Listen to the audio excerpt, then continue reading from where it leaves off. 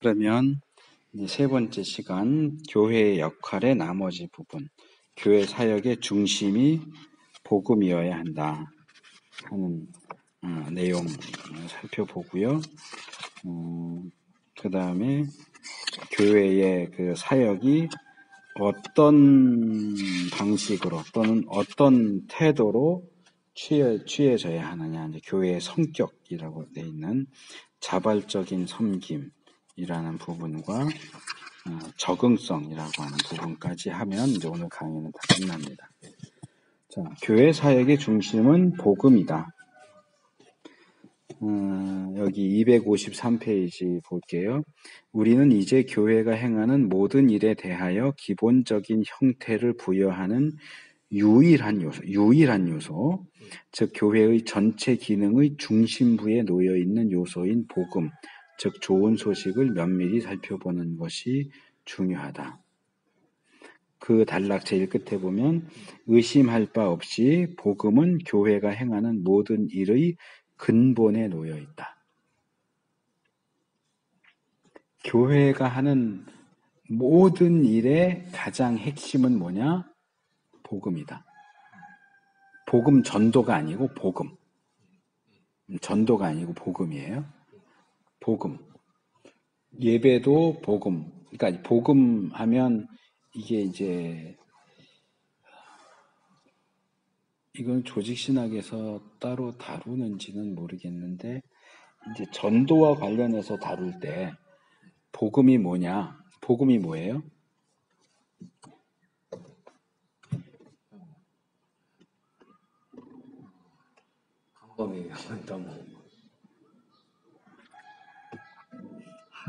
한문 표현으로 하면 복된 소리지.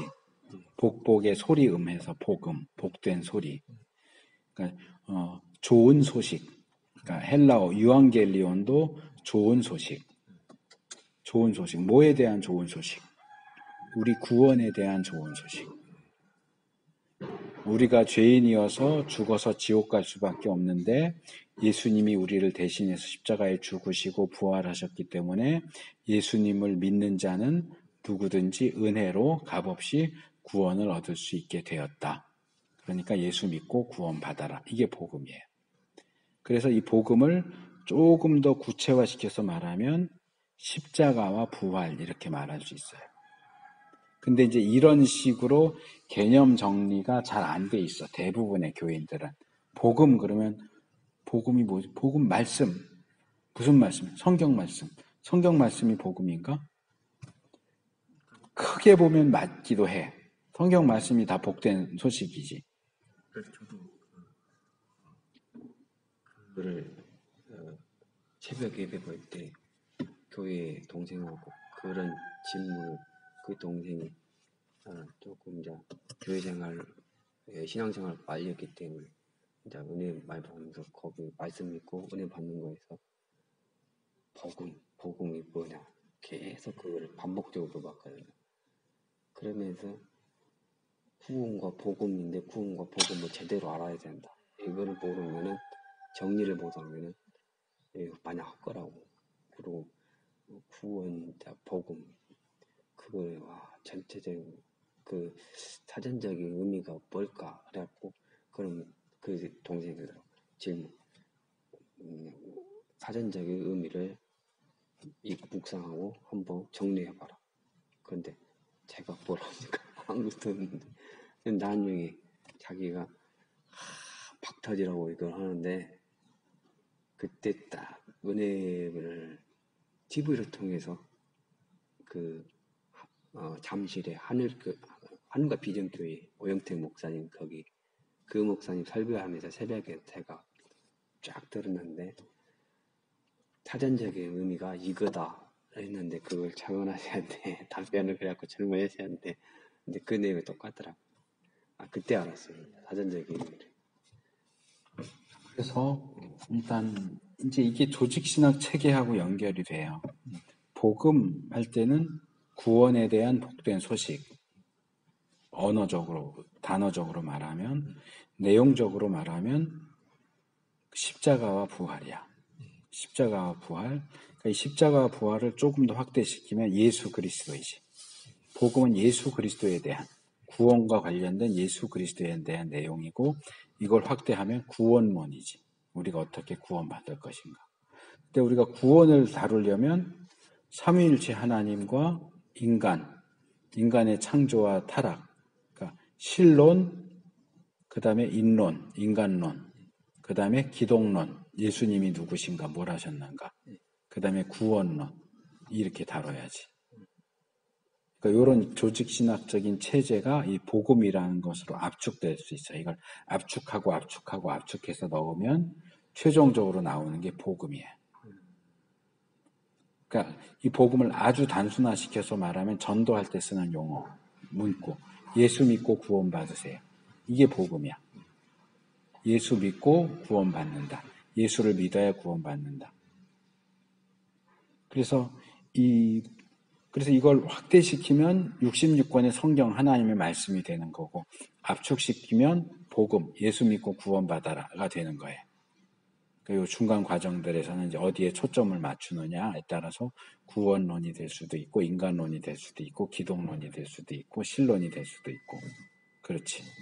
그래서 이제 이런 부분에 있어서 복음은 특별히 구원과 관련된 하나님의 어떤 행동과 말씀, 구원에 대한 복된 소식, 이게 이제 복음이고 좀 더 포괄적으로 말하면 하나님의 뜻이지, 하나님의 뜻.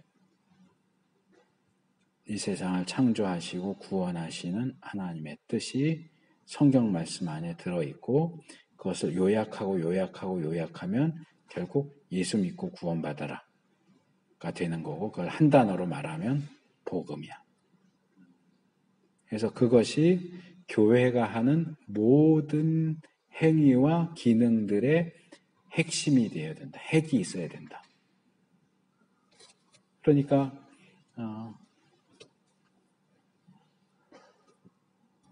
나는 판타지를 좋아하거든. 소설이나 영화도 판타지를 좋아하는데 형제는 좋아하는지 모르겠다. 판타지를 가지고 하나 설명을 하려고 그러는데. 판타지. 예전에 어렸을 때. 판타지에 보면 골렘이라는 게 나와. 그게 유대인과 관련되는 건 유대인들이 만드는 진흙이나 돌이나 이런 걸로 만든 커다란 거인이잖아. 근데 이 골렘은 아무리 부셔도 다 계속 재생돼.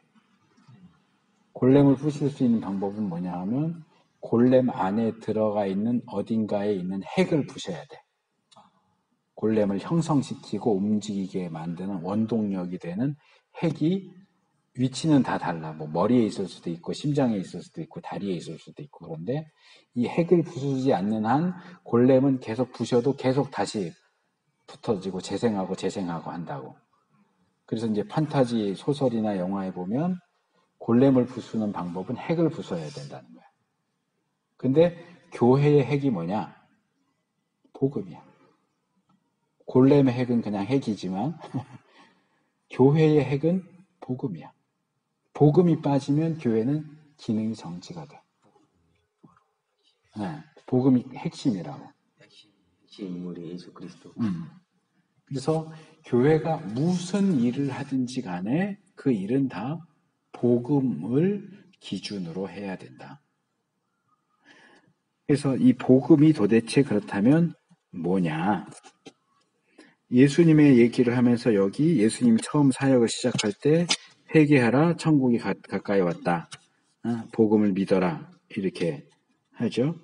여기 복음과 관련된 중요한 구약 성경의 단어가 바사르다.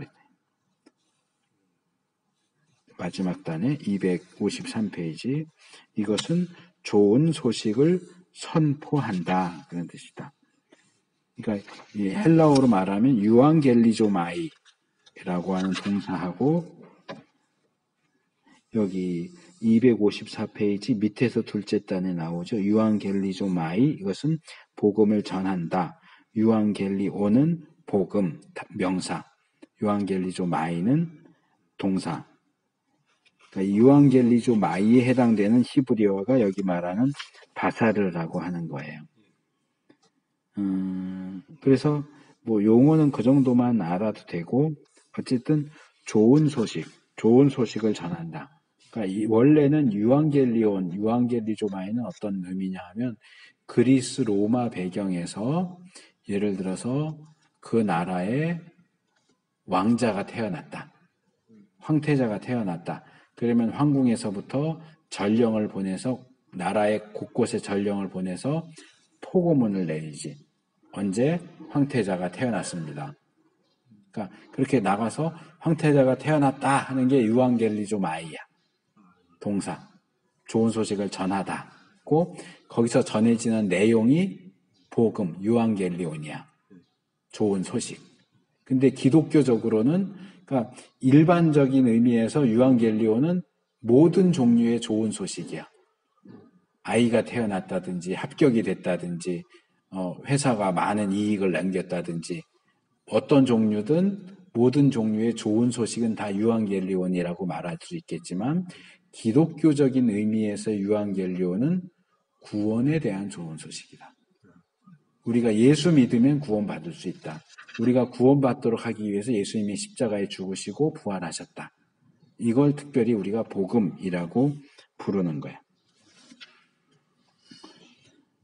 근데 이제 예수님은 이게 이제 비평주의자들도 지적하는 부분인데 복음서에서는 예수님이 복음을 전하시는데 예수님이 전하시는 복음이 뭘까?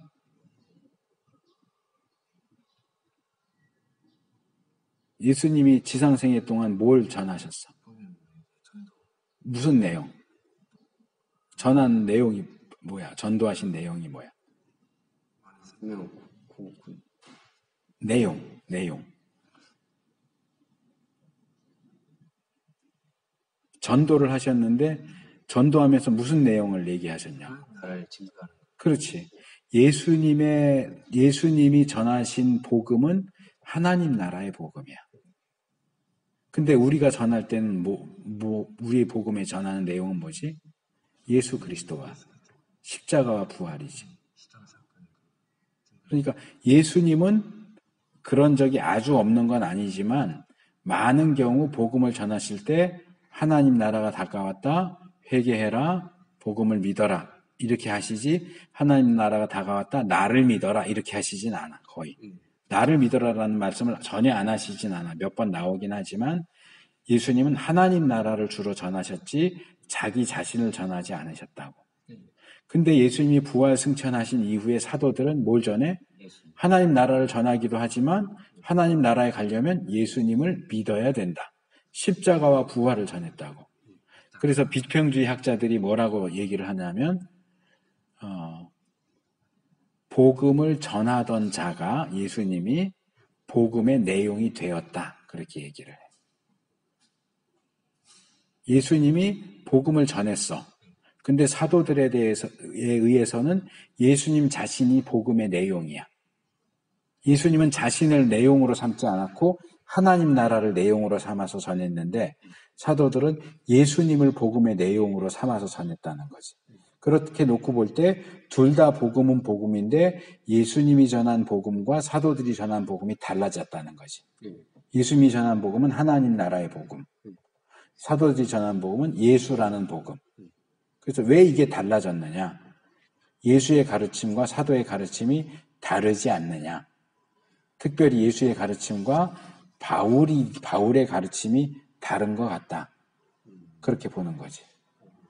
그래서 바울이 예수님은 유대교에 속해 있는 분이지만 바울이 예수님의 가르침과는 전혀 다르게 유대교로부터 떨어져 나와서 기독교는 바울이 만든 거다. 바울의 작품이다.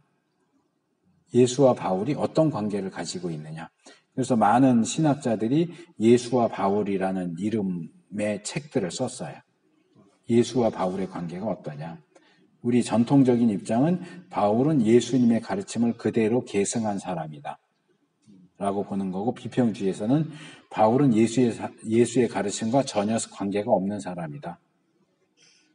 예수의 가르침과 바울의 가르침은 전혀 상관이 없고 바울이 자기 스스로 새롭게 만들어낸 것이 기독교다. 그게 이제 비평지의 입장이고, 최근에 이제 이슈가 되고 있는 옥하는 목사님 아들 옥성호 씨가 몇 년 전에 신의 변명이라는 책을 썼는데 그게 요즘 다시 이슈가 되고 있어요. 그 사람이 그 책에서 얘기하는 게 바로 그 내용이야. 구약의 하나님과 신약의 하나님은 다르다. 예수가 말하는 종교와 바울이 말하는 종교가 다르다.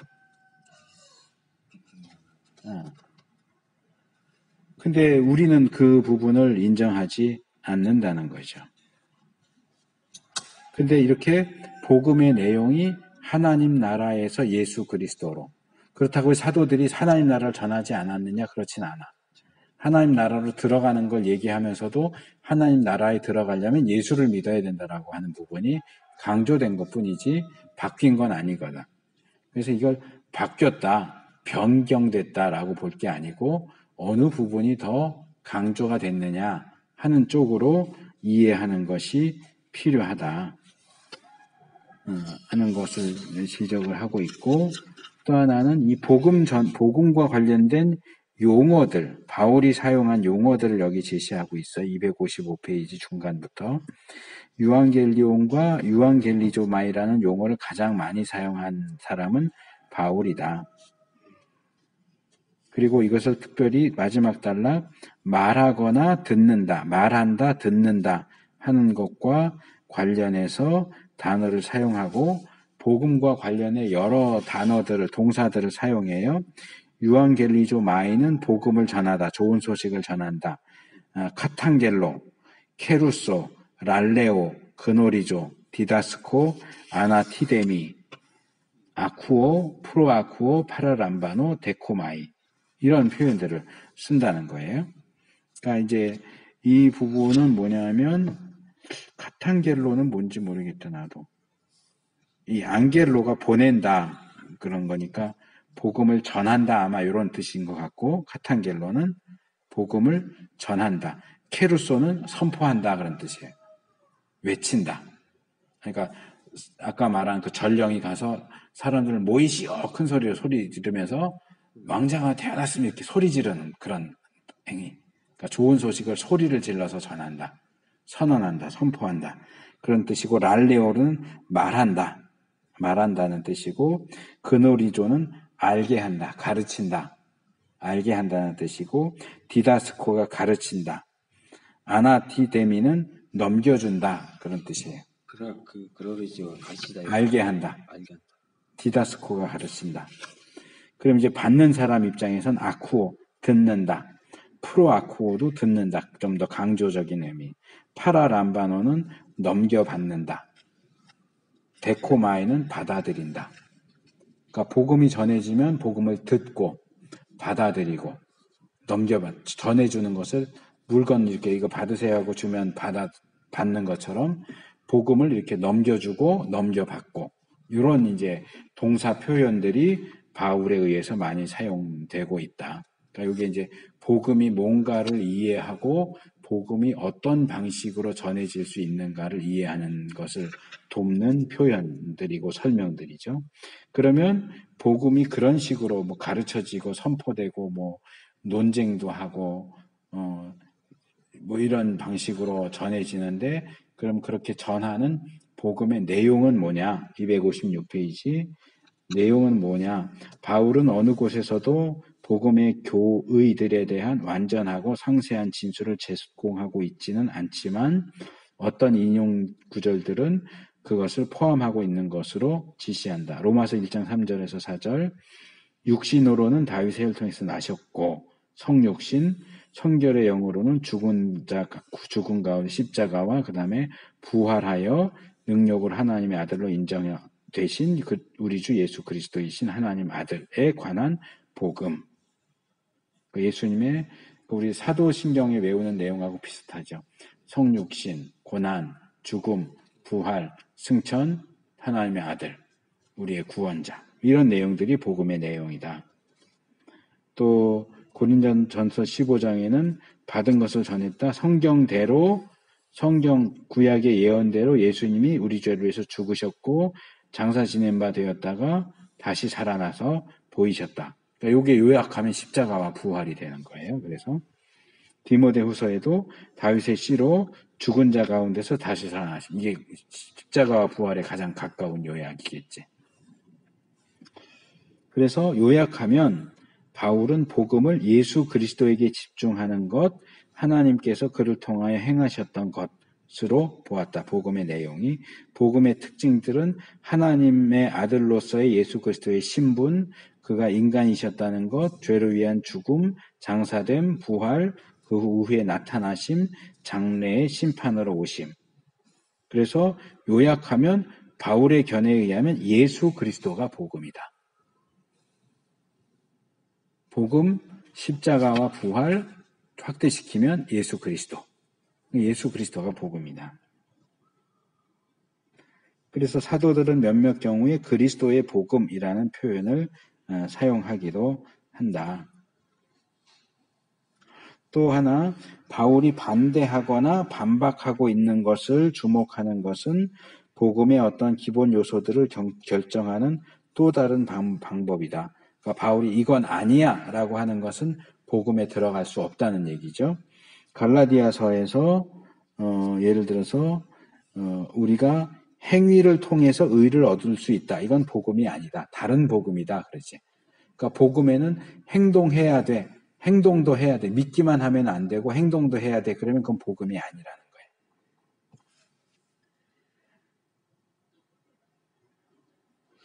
그리고 또 하나, 둘째 단락, 우리는 복음을 단순히 신학적인 진리들과 역사적인 사건들에 관한 이야기로 생각해서는 안 된다.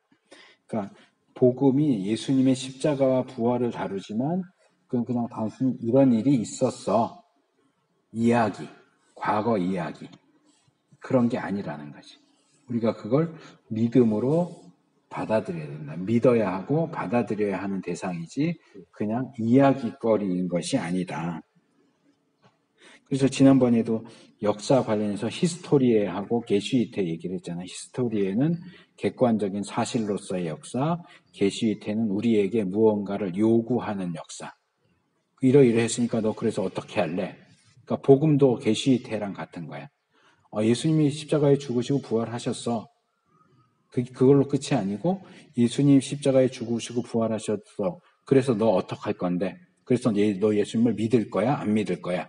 우리에게 뭔가를 요구해. 예수님을 믿을 건지 안 믿을 건지를 요구하지. 그래서 그냥 이야기로 다루면 안 된다 하는 것. 그 다음에 네 번째로 마지막 단락, 257페이지 마지막 단락. 오직 복음만이 모든 부수적인 축복들과 함께 구원을 가져올 수 있다는 사실을 확신하면서 바울은 복음이 절대적이며 유일한 것이라고 주장한다. 그러니까 예수 그리스도 외에는 우리가 구원받을 수 있는 방법이 전혀 없다. 앞의 시간에도 얘기했지만 세대주의는 각 세대마다 구원의 방법이 다르다라고 주장을 하지만 우리는 그걸 인정하지 않아요. 구약시대 사람도 예수님을 믿어야 구원을 받아. 예수님이 오시기 전인데 어떻게 예수님을 믿었냐? 오실 예수님을 믿은 거지. 그림자로 주어진 제사라든지 이런 것들을 통해서 오실 예수님을 내다보면서 믿은 거고 우리는 오신 예수님을 믿은 거지.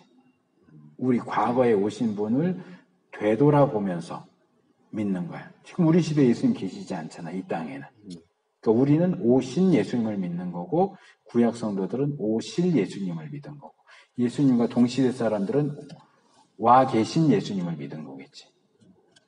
그렇게 구분할 수 있어요. 그래서 오실 예수님을 믿는 것은 오신 예수님을 믿는 것과 비슷한 케이스이기 때문에 전혀 문제가 될 수가 없다. 우리가 오신 예수님을 믿는다고 해서 그 믿음이 잘못됐다, 문제가 있다 그러지 않잖아요. 그러니까 마찬가지 방식으로 다만 전이냐 후냐 하는 것만 달라진다고 하는 거 생각을 할 필요가 있고 그 다음에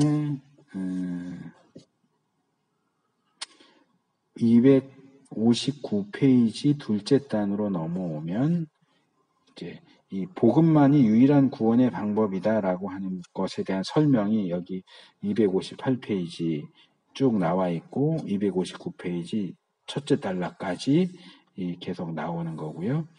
그 다음에 다섯째로 이 복음은 소망을 가져오는 소식이다. 우리에게 소망을 준다. 어떤 소망? 이 부분은 여기 다시 실존주의에 대한 내용이 나오죠. 뭐 장폴 사르트르나 알베르 까미 같은 사람들의 글에서 볼 수 있는 것처럼 이 실존주의가 결국은 허무주의로 가버리거든. 그러니까 뭐 우리가 이유가 있어서 이 땅에 온 것도 아니고 우린 이 세상에 그냥 내동댕이 쳐진 존재니까 그렇게 그냥 살 수밖에 없는 거고 그렇게 사는 것이 싫으면 그냥 죽어, 자살해. 이런 식으로 이제 가. 이 서양의 그 사상 흐름이. 그래서 복음은 아니다. 소망이 있다. 자살이 유일한 해결책이 아니고 예수가 유일한 해결책이다. 라고 하는 그 부분. 우리에게 소망을 갖고 우리의 현재의 문제나 그런 것들을 이겨나갈 수 있도록 해준다 하는 거고, 그 다음에 6째는 260페이지 넘어오면 복음은 우리가 기대하는 것과 상반되는 방식으로 평안과 기쁨과 만족의 축복을 제공해 준다. 여기 우리가 기대하는 것과 상반되는 방식으로 라는 표현이 좀 주목해 볼 만한 부분이에요. 요즘 교회들이 복음을 전할 때는 사실상 복음을 잘 전하지 않아.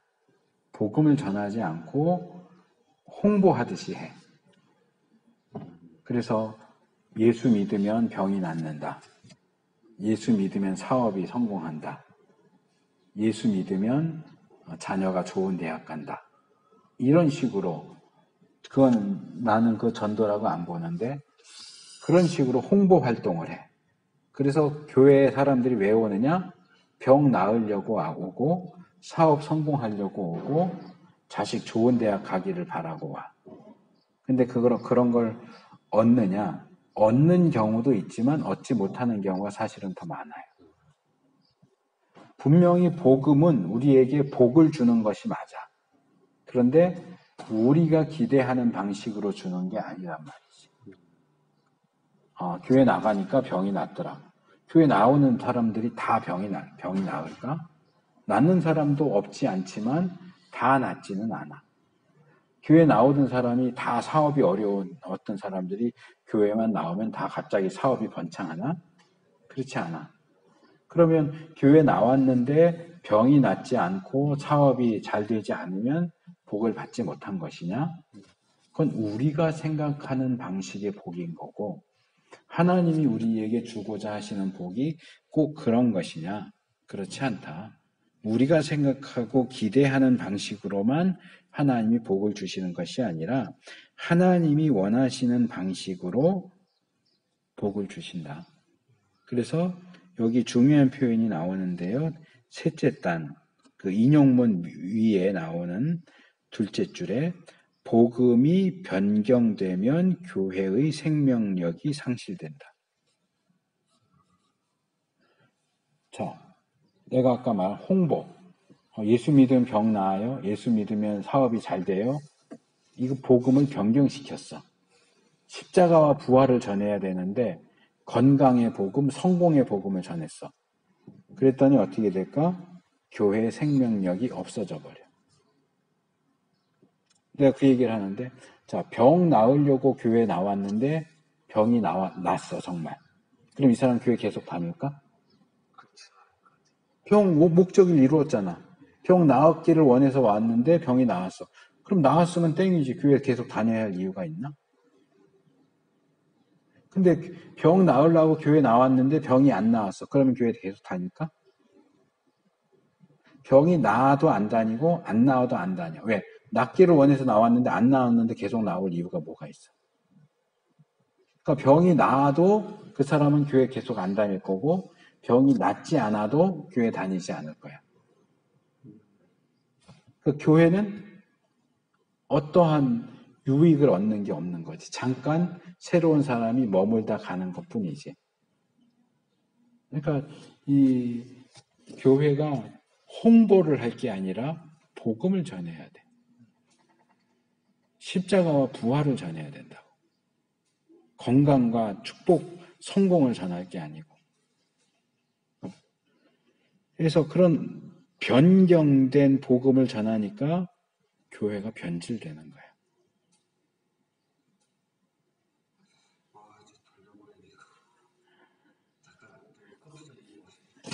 네, 저기 커피. 그래서 모든 것, 교회의 모든 활동의 핵심에는 복음이 있어야 된다. 복음에 합당한 방식으로 모든 일들을 진행해야 된다.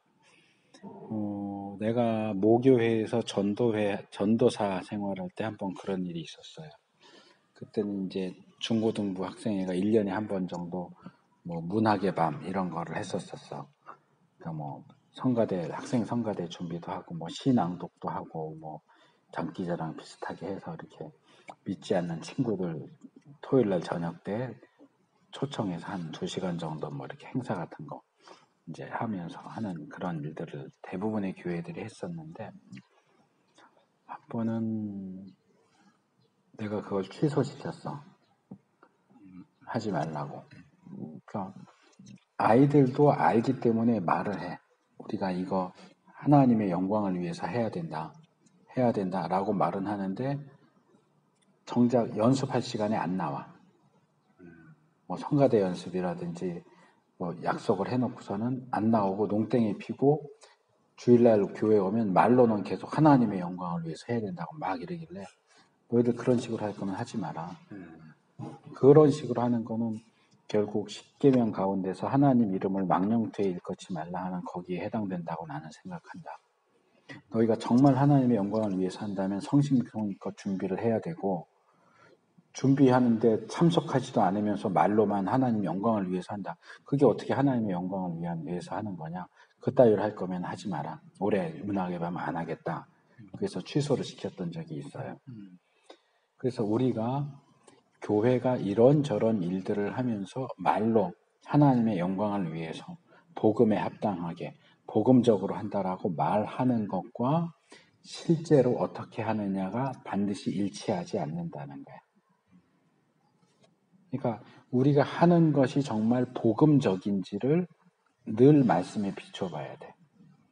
무슨 뭐 바자회 하나를 한다 그래도 그 일을 기획하고 준비하고 진행해 가는 모든 과정, 사람들을 섭외하고 하는 데 있어서 이게 복음의 정신, 하나님의 뜻에 위배되지는 않는가.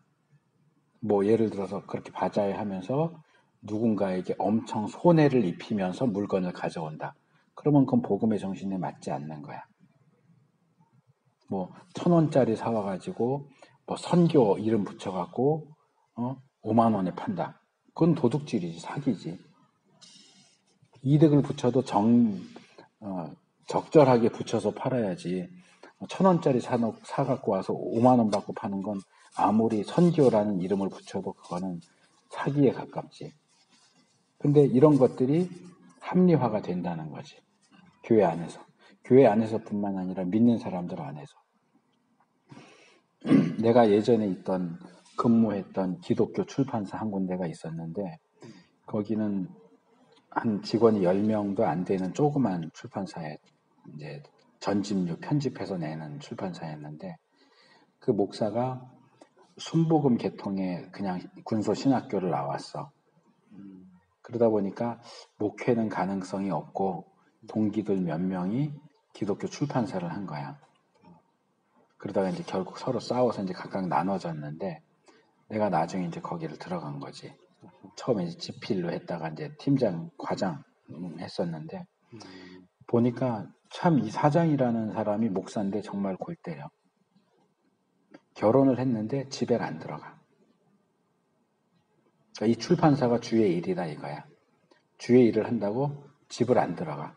출판사에서 그 뒤에다 방을 하나 만들어 놓고. 가정을 전혀 돌보지 않고 헌금도 안 해.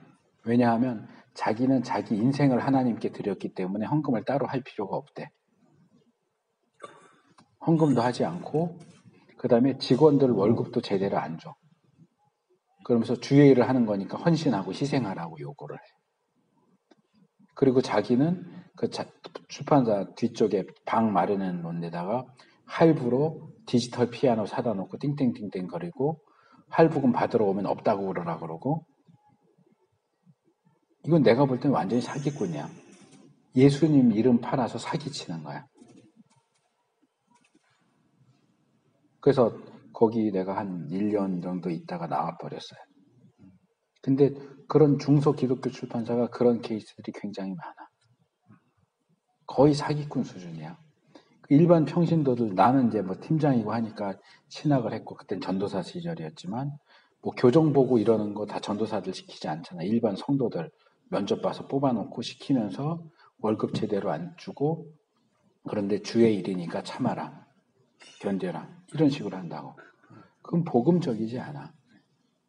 근데 그게 교회 안에도 그런 식으로 많이 행해진다는 거지. 교회가 대외적으로 뭘 하든지 대내적으로 뭘 하든지 항상 복음의 정신, 복음적인 방식으로 해야 돼. 사람을 대하는 것도. 불신자들을 대할 때도, 신자들을 대할 때도, 교육자가 신자를 대할 때, 신자들이 신자들을 서로 대할 때도 복음적인 방식으로 해야 돼. 내가 예전에 서울에 교회 부교육자로 있을 때였는데 그땐 전임은 아니었고 거기는 서울에 있는 교회인데도 좀 시골 교회 같은 교회야. 이 친인척들이 엄청 설켜 있어. 서로 사돈네 팔촌이고 이래.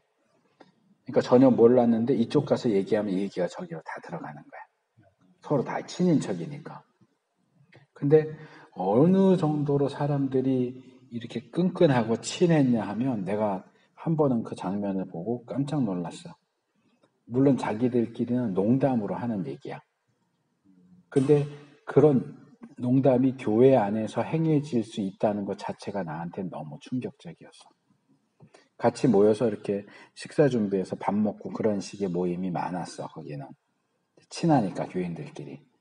근데 아무개 집사 부부하고 몇몇 집사 부부가 이렇게 같이 모여서 어울려서 밥 먹고 뭐 이렇게 하다가 아내 얘기가 이렇게 나왔는데, 그러니까 이제 친하니까 서로 형, 동생 이렇게 한 거야, 남자 집사들끼리. 그러다가 너하고 나하고 아내를 바꿔서 살아보자, 이런 농담을 하는 거야. 교회 집사인데. 전혀 복음적이지 않지. 실제로 그렇게 하자는 얘기는 아니었을 거야. 농담이었을 텐데도 그런 농담이 가능할 정도라면 이건 정신 상태가 뭐가 문제가 있는 거야. 교회 안에서 집사들끼리 어떻게 아내를 바꿔서 살아보자라는 농담이 나와.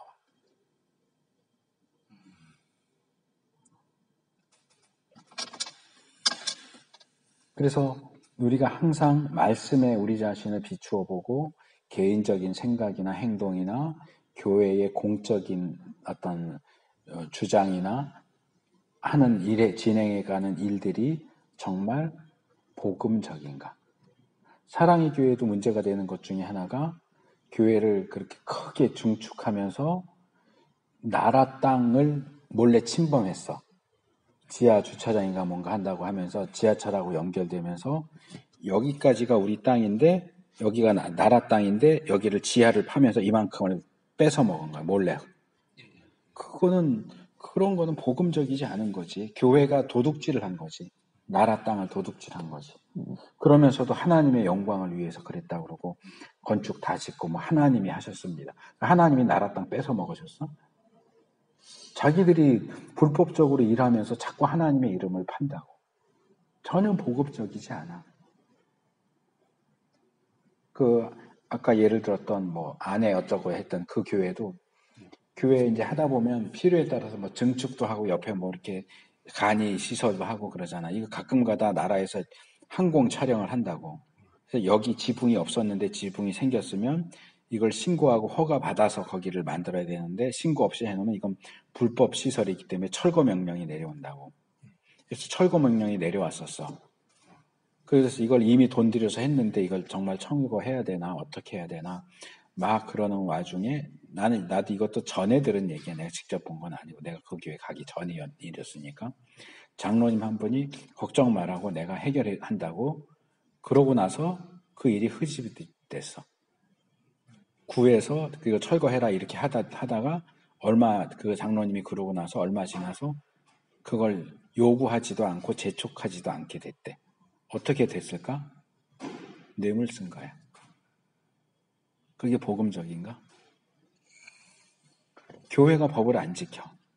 전혀 복음적이지 않아. 그것이 악한 법. 예배 드리지 말아라.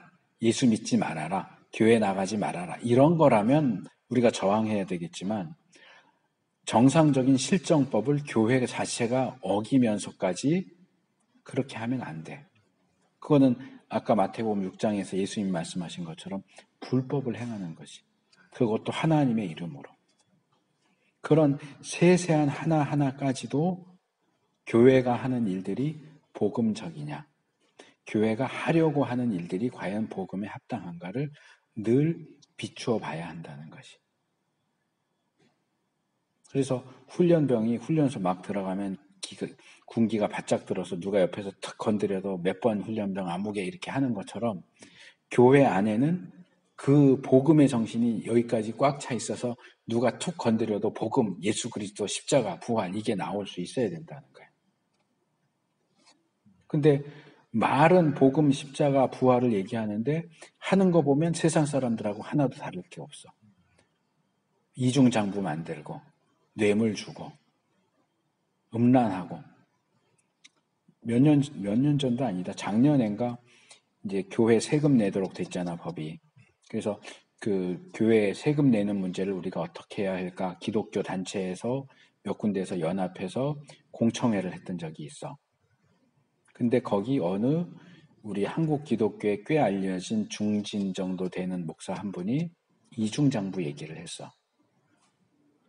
세상 정부가 교회의 재정 돌아가는 걸 다 알지 못하니까 장부를 2개 정도 만들어야 되지 않겠느냐.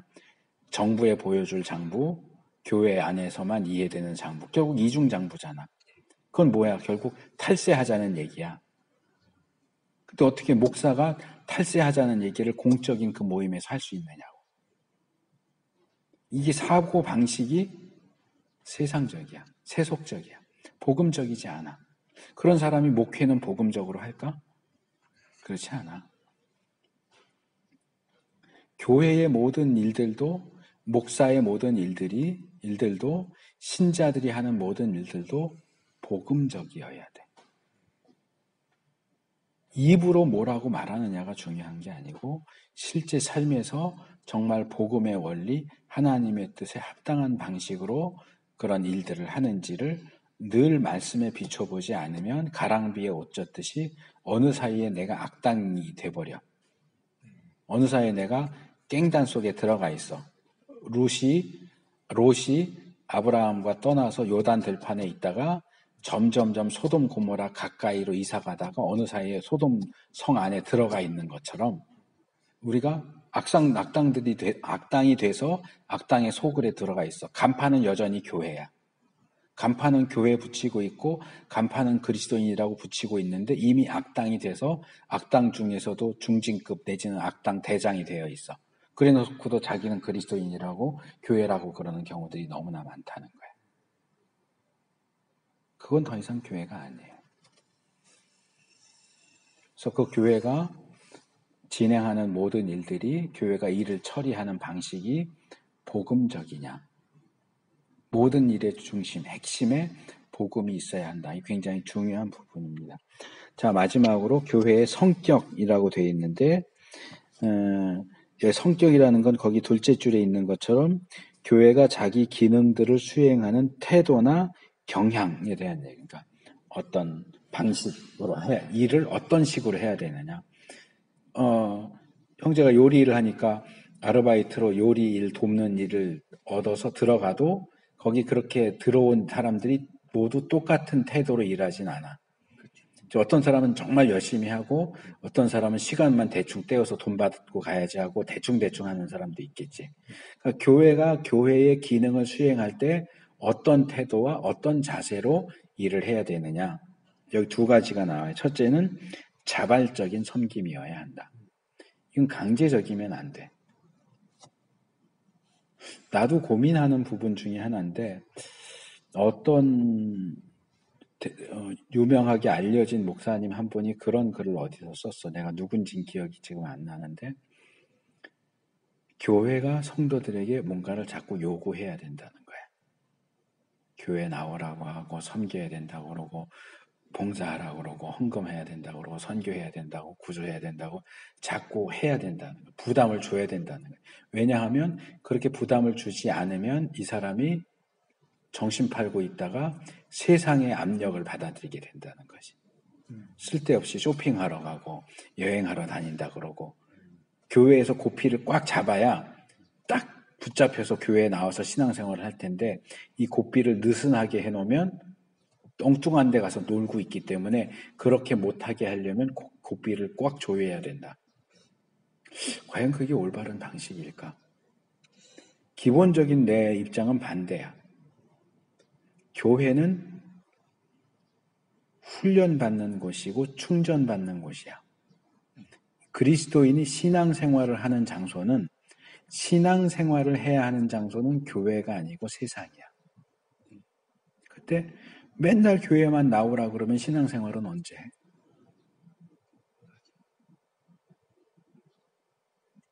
세상에 나가게 해줘야 되거든. 나가서 직장생활 가운데 이웃과의 관계 속에서 학부모로서 친구들 사이에 그리스도인다운 삶을 살게 해줘야 되는데 그 삶을 살 틈이 없어. 매일마다 교회 행사가 있어. 뭐 노인대학 해야 한다고 나오라 그러고 구역장 모임 해야 된다고 나오라 그러고 뭐 이거 해야 되니까 나와야 되고 저거 해야 되니까 나오고 수요 예배 나와야 되고 금요기도 나와야 되고 새벽 예배 나와야 되고 자꾸 교회에 불러내. 세상에 발을 디디고 있을 틈이 없어. 언제 그리스도인으로 사냐고. 그건 내가 볼 때는 교회가 자신이 없는 거라고 생각해. 이 교인들을 세상에 내보내서 그들이 세상 속에서 신자답게 믿음을 지키면서 살 수 있을 거라는 자신이 없는 거야. 물가에 내어놓은 자식처럼 물가라는 생각이 들어서 물가에 내놓을 수가 없는 거야. 그러니까 자꾸 불러들이는 거야, 교회 안으로. 그러면 안 돼. 교회에서 빡세게 훈련을 시키고 그 다음에 세상에 나가서 그리스도인다운 삶을 살도록 해줘야 돼. 근데 그걸 안 하고 고삐를 꽉 조여서 잡으려니까 뭐가 나오냐? 자발적인 섬김을 하지 않고 의무적으로 강제적으로 섬기도록 만드는 그런 일들이 발생한다는 거예요. 교회에서의 섬김은 자발적인 것이고 봉사하는 것이지 의무적으로 뭔가 대가를 받고 그렇게 해서 하는 것이 되면 안 돼. 전에 내가 어디서 얘기했는지 형제한테 했는지 누가 했는지 기억이 안 나는데 내가 부평에서 부교육자 할 때인데 경조부가 있어. 그러니까 교인들 사이에 장례가 일어나고 하면은 그 일 처리하는 경조부장이 안수집사야. 근데 이전에 경조부장을 하던 집사님은 참 잘하셨어. 그러니까 구역에서 장례가 일어나면 보통은 담당하는 여전도사한테 연락이 가. 그럼 여전도사가 목사님한테 연락하고 경조부 부장 안수 집사님한테 연락하면 경조부 집사님이 뭐 장례식 갈 거 뭐 이렇게 깃발이라든가 이런 거 다 챙기고 교구나 교회 중직들 이렇게 연락해서 몇 시에 갈 거니까 교회로 와라. 그때 출발한다. 이렇게 처리를 했었는데 해가 지나면서 경조부장이 바뀌어서 그냥 집사가 됐어. 근데 이 집사는 경험이 없어서 그런지 그 성향이 그래서 그런지 여전도사가 집사님 아무개 집에 장례 났어요. 그러면 예 알겠어요. 우리 전화 끊어. 아무것도 안 해. 보고만 받는 거야. 그러니까 전도사가 얼마나 힘들겠어. 경조부장으로 세워놨으면 경조부장으로서 해야 할 일을 해야 되는데 이분은 자기 할 일이 뭔지도 아마 모르는 것 같고 아무 일도 안 해. 전화만 받아. 보고만 받아. 그랬고 너무 힘들다고. 그래서 그때 내가 이제 나랑 같은 파트너였는데 나도 교구를 했었을 텐데 그 얘기를 하길래 교육자 회의 때 담임 목사한테 얘기를 했어. 지금 이래서 어려움이 있다. 목사님이 얘기를 해주시든지 담당자를 바꿔주시든지 하면 좋겠다. 그랬더니 뭐라 그런지 알아? 나보고 만나래.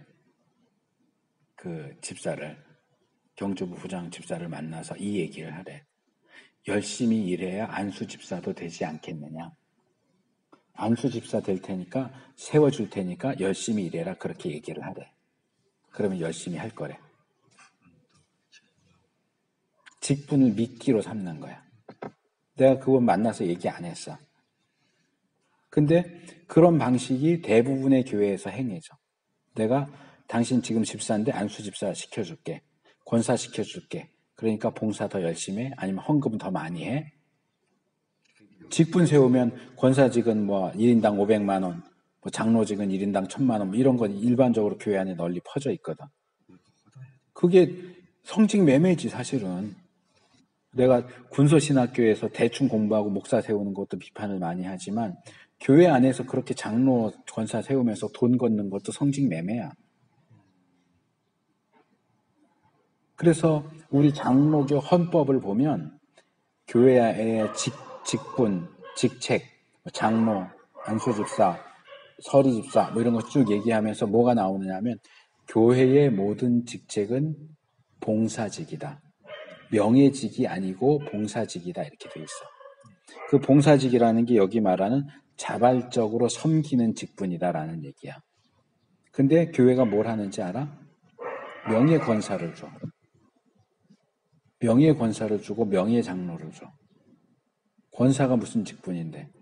권사는 권면하는 일을 하는 사람이야. 신방하고 좀 나이가 있는 여자분들을 우리 장로교에서는 성결교나 감리교회는 남자 권사도 있어. 장로랑 비슷하게. 안수집사 비슷하게. 근데 우리 장로교는 여자만 권사를 주거든.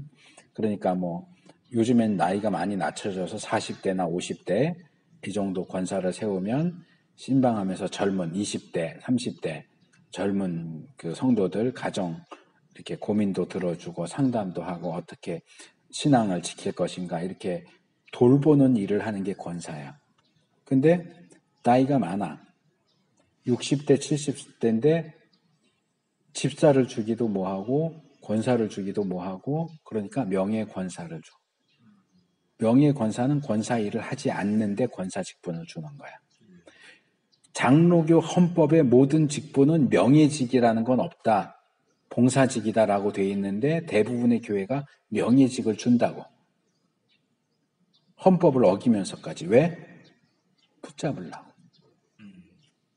교회 안에는 명예가 붙은 직분은 들어가면 안 돼. 교회 직분은 명예직이 아니라고. 봉사직이라고. 봉사할 수 없는 사람에게는 직분을 주면 안 되지. 봉사할 수 있는 사람에게 직분을 줘야지. 봉사하라고 주는 직분인데.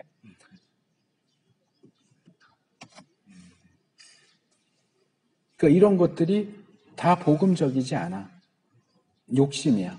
한 사람이라도 더 붙잡고 한 푼이라도 더 헌금 모으고 한 평이라도 더 예배당을 넓히겠다는 그 욕심에서 나오는 편법인 거지.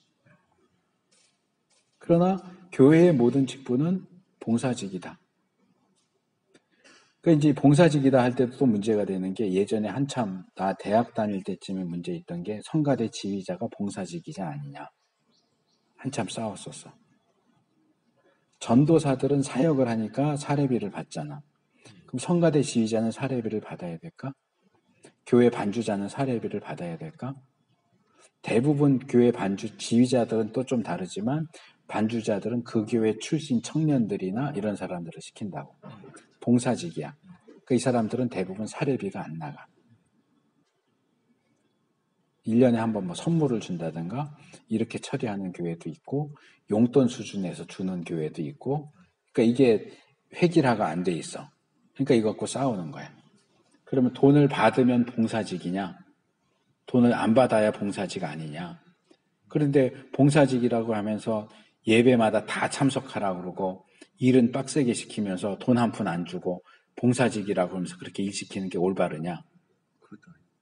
그러니까 이런 식의 이제 논의들이 과거에는 많이 됐었거든요. 요즘엔 별로 그런 얘기들이 안 나오는 것 같지만. 그래서 우리가 봉사직이라고 하는 부분에 대해서 하는 사람도 시키는 교회도 이 부분을 잘 조율하는 게 필요하다. 나는 예전에 이제 교회 사역하면서 성가대 지휘하면 임원 뽑거든. 1년에 한 번 이제 뭐 성가대 총무, 뭐 서기 회계 이렇게 뽑을 때 난 항상 그렇게 자원하는 분이 있으면 하십시오. 보통 투표해서 하고 추천하고 투표해서 하는데 나는 자원하는 분이 있으면 하십시오. 기회를 드리겠습니다. 자원하는 사람이 없으면 투표로 뽑아. 예, 봉사직이니까. 내가 이번에 한번 성가대 총무로 봉사하겠습니다. 오케이. 근데 봉사하겠다는 사람이 없어. 일은 해야 되는데. 그럼 어쩔 수 없이 투표를 하는 거지. 그러니까 봉사하는 입장에서 나는 돈 안 줘도 돼. 하나님이 나한테 주신 달란트로 나 반주할게. 그럼 오케이. 그래도 교회 입장에서는 예배 때마다 그렇게 와서 하고 성가대 연습할 때마다 또 와서 반주하고 이렇게 수고하니까 뭐 선물이든지 뭐든지 뭐 학생이면 뭐 책값이라도 이렇게 챙겨서 주는 게 또 인지상정이잖아. 그걸 너 봉사직이니까 봉사만 해. 뭘 주면 봉사직이 아니야. 그러면 주려면 제대로 대우를 해주든지. 제대로 대우도 안 해주지. 교육전도단을 시키면은 제대로 안 하고 그 부분에 대해서 무슨 아르바이트라고 하면서 줄 걸 제대로 안 주거든. 근데 그러면 안 돼. 받는 입장에서는 내가 얼마를 받든지 최선을 다해서 섬겨야 되겠다라는 생각을 해야 되는데 제대로 안 주면 요거밖에 안 주는데 내가 더 일할 필요가 있을까? 이런 생각을 하게 되고 주는 입장에서는 어쨌든 최소한으로 주면서 일은 최대한으로 시키려고 하는데 이건 사역자들을 대하는 올바른 태도가 아니지. 그러니까 그런 부분에 있어서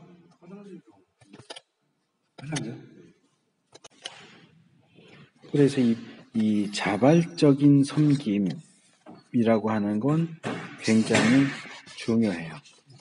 그러니까 이거는 말 그대로 자발적이어야 돼. 봉사하는 사람들이 자원해서 해야지 교회에서 너 뭐 해. 이렇게 하면 자발적인 게 되지가 않겠지. 그러니까 이런 일을 하는 분이 필요합니다. 광고하고 자발적으로 하겠습니다 하면 시키는 게 제일 좋은 방식일 거고 정 없으면 뭐 추천하고 뭐 이렇게 해서 시켜야 되겠지. 어쨌든 그게 자발적으로 행해져야 된다.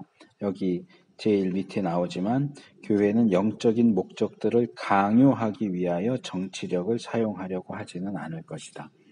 그렇게 한다면 교회가 아니다. 이 적응성 위에. 자, 마지막으로 적응성입니다. 적응성. 이건 뭐냐? 교회는 또한 자신이 존재하는 세계의 변화하는 상황들에 대하여 자신의 방법들과 절차들을 맞추는데 융통성과 적응성을 가지고 있어야 한다. 두 줄 더 내려오면 교회는 모든 옛 방식들에 집착해서는 안 된다. 자, 이것도 굉장히 중요한 부분 중에 하나예요. 교회가 어떤 일들을 할 때 융통성 있게 해야 돼. 세상이 변하고 있는데 세상이 디지털로 변하고 있는데 우리는 무조건 아날로그. 이렇게 할 필요는 없다는 거지. 그래서 거기에 어느 정도는 맞춰줘야 하지만 맞춰주는 것에 너무 기울어져도 안 된다. 내가 예전에 부평에 교회 부교육자로 있을 때 유초등부 담당하던 전도사가 무슨 얘기를 하면 유초등부 예배실에 쏴준 프로젝트를 설치해 주십시오. 프로젝트가 없어서 예배를 제대로 드릴 수 없습니다. 그래서 내가 뭐라 그랬어? 그럼 프로젝트가 나오기 전에 교회 유초등부 예배는 도대체 어떻게 드렸냐? 프로젝트가 예배 드리는데 그렇게 핵심적인 부분이냐? 교회가 아무리 영상 장비를 잘하고 시스템을 잘해도 방송국만큼 할 수는 없어. 근데 많은 사람들이 교회의 시스템을 방송국 시스템만큼 하려고 그래. 그렇게 안 돼. 그렇게 될 수가 없어. 그러면 직원도 써야지. 담당 직원들 다 써야지. 응. 왜? 교회는 교회지 방송국이 아니거든. 근데 많은 사람들이 교회 방송 부분에서는 방송국이 되려고 하고 돼야 한다고 생각하는데 이건 지나치다. 교회는 교회 선에서 적절한 수준에서 하면 되지. 그걸 뭐 예전에 내가 대학 다닐 때 김진홍 목사님이 그런 얘기를 했었어. 어디더라? 충현교회인가 어딘가 교회를 예배당을 다시 지면서 파이프 오르간을 설치한다고 그랬어. 그게 몇 천만 원짜리래. 몇 천만 원인지 몇 억인가 뭐 굉장히 비싼 거를 설치한다는 게 미디어를 통해서 발표가 됐어. 그래서 김진홍 목사가 그랬어. 여기 지금 얼마나 많은 사람들이 굶어 죽고 있는데 교회가 그렇게까지 해서 몇 억짜리 파이프 오르간 설치한다 그러면 내가 도끼 들고 와서 다 뽀갠다. 그것 때문인지 어쩐지 어쨌든 나중에 그 파이프 오르간 설치를 안 했다고 들은 것 같은데 그런 부분에 있어서도 교회가 교회 수준을 넘어서 지나치게 뭐 시설을 한다든가 무슨 장치를 한다거나 이런 부분에 있어서 지나치게 하면 안 된다는 거지. 적절하게, 적당하게 적용을 하되 나는 그 얘기를 많이 들지만 자 시대가 지나면서 손으로 먹다가 젓가락 숟가락으로 먹다가 포크로 먹다가 바뀔 수 있어. 이건 적용이 돼. 적응해야지.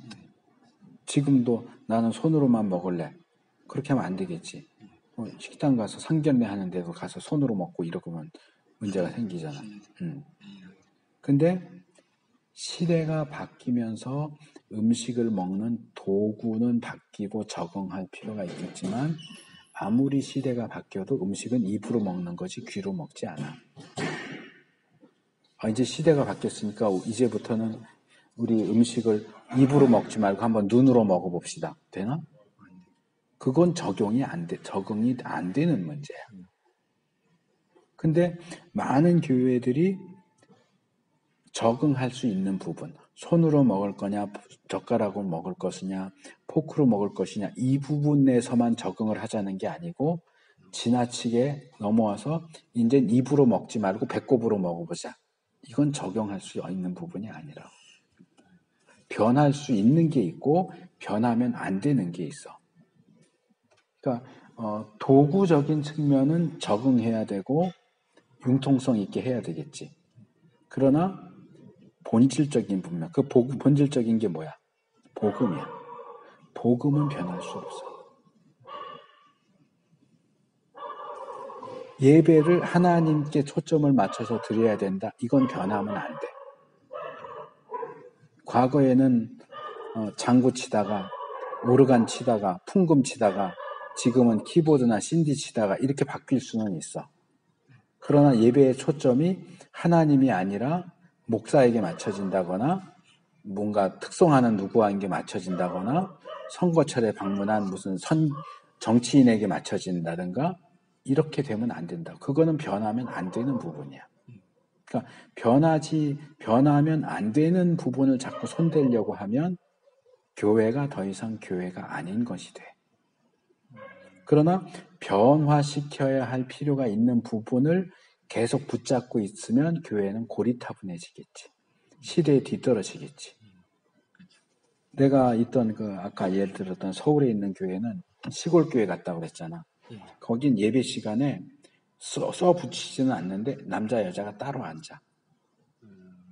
좌석이 이렇게 쭉 있으면 이쪽은 남자들 앉고 이쪽은 여자들 가족끼리 같이 안 앉아.